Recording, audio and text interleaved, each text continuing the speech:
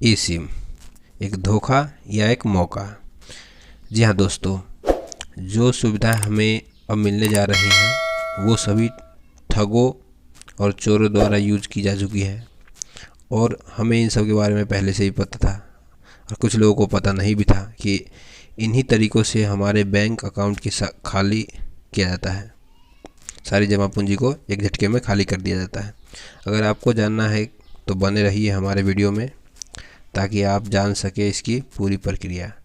तो दोस्तों, कभी अगर आपको मेल या मैसेज में ई सिम कन्फर्मेशन मांगा जाए तो मत देना। अगर आप खुद लेना चाहते हो तो मैं सारी प्रक्रिया बताने वाला हूँ। बने रहिए हमारे साथ इस वीडियो में। ई सिम यानी कि एम्बेडेड सब्सक्राइबर आइडेंटिटी मॉड्यूल यानी कि ई सिम। ई सिम क्या है? तो दरअसल ई सिम एक स्मार्टफोन में लगने वाला एक वर्चुअल सिम होता है। यानी इसे फिजिकल सिम की तरह फ़ोन में लगाने की ज़रूरत नहीं होती है और ना ही फ़ोन में इसे लगाने की कोई स्लॉट होती है, लेकिन सुविधाएं सेम होती है और हम ऑपरेटर भी आसानी से बदल सकते हैं। इसके लिए हमें सिम बदलने की ज़रूरत नहीं पड़ती है। जब भी हम चाहेंगे ये हो सकता है। इसके लिए सिंपल प्रक्रिया है। इस सभी सिमों की अलग अलग प्रक्रिया होती है। तो मैं आपको बताने वाला हूँ कि अगर ज़्यादातर सभी स्मार्टफोनों में लग सकता है, कुछ ज़्यादा बड़ी बात नहीं है, परंतु लगाने की जो प्रक्रिया है वो थोड़ा अलग हो सकता है सभी की।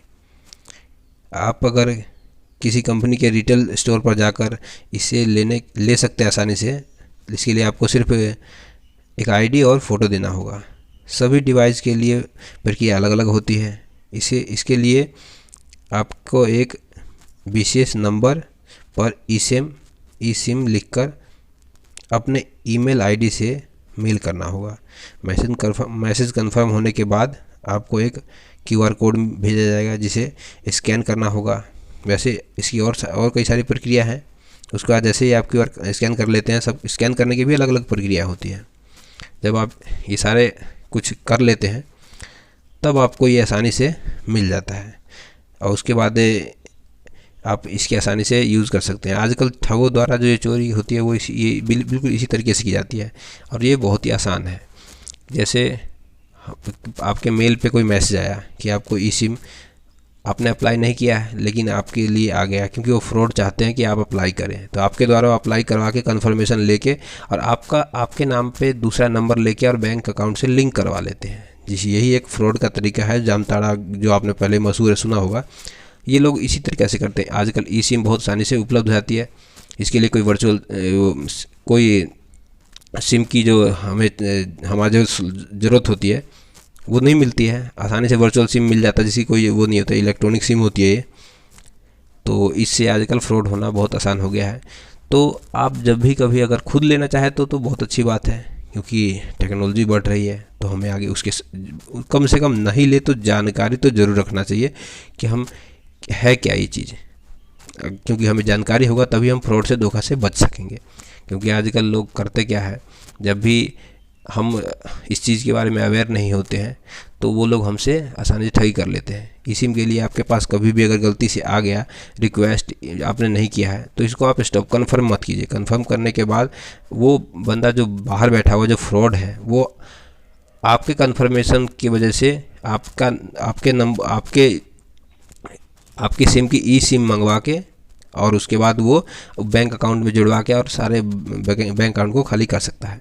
ये कई सारी प्रक्रिया में हुई है। हमें हमेशा अवेयर किया जाता है, बताया जाता है, लेकिन हम उस चीज़ को नहीं जानते, नहीं समझते जब तक, क्योंकि हम अवेयरनेस नहीं होगा, हमें अगर जानकारी नहीं होगी इसके बारे में तो हम कुछ नहीं कर पाएंगे।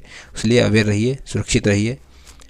अगर दोस्तों ये जितनी जानकारी मैंने आपको दी है, इससे अगर और कुछ अलग जानकारी आपको चाहिए, इससे ज़्यादा जानकारी चाहिए, तो इसके लिए आप मुझे मैसेज कीजिए, मेल कीजिए, ताकि मैं आपको इसके बारे में अन्य जानकारी दे सकूं।